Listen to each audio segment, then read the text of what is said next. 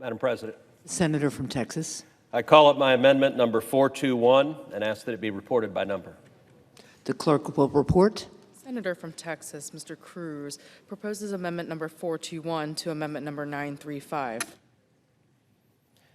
Madam President, last December, Marine General David Berger stated the obvious, that the Department of Defense's COVID vaccine mandate hurt recruiting and hurt retention. For several weeks now, our Democrat colleagues have been saying that military readiness is suffering due to promotion delays. Well, I have good news for my colleagues. My amendment will help address these problems. While last year's NDAA quite rightly repealed the vaccine mandate prospectively, problems caused by the mandate persist, including concerning recruiting, retention, and readiness.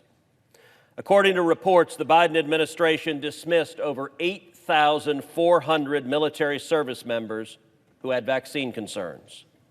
DOT routinely denied religious accommodation requests, violating the rights of service members protected by the Constitution and RFRA.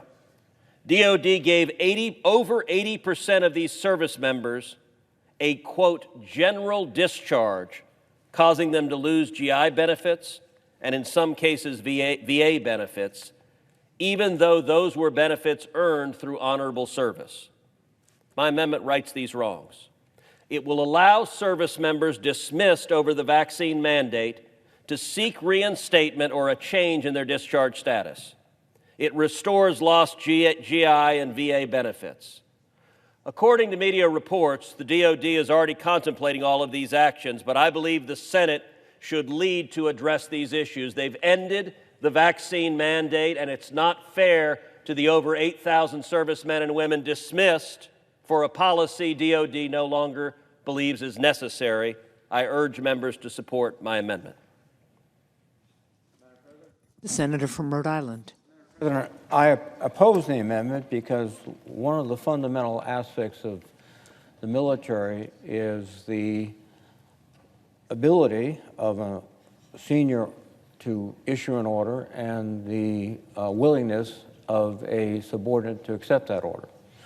And what we're dealing with here are individuals without appropriate justification refusing to carry out a lawful order.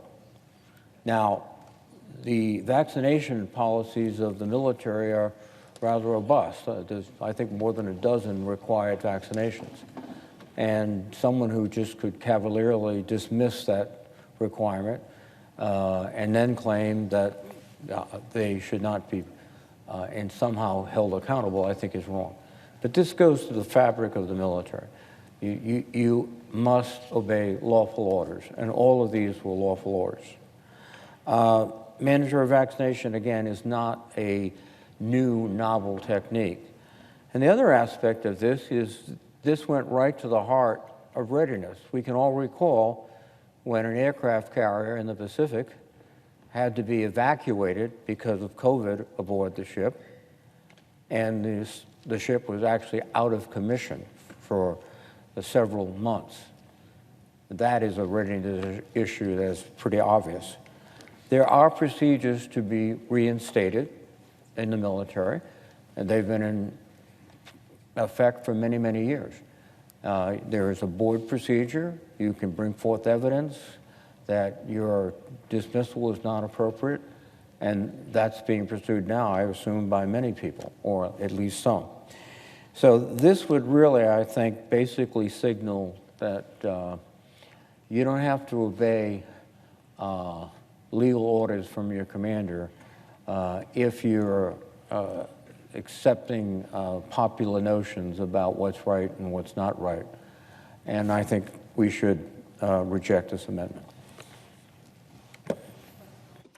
The question is on the amendment.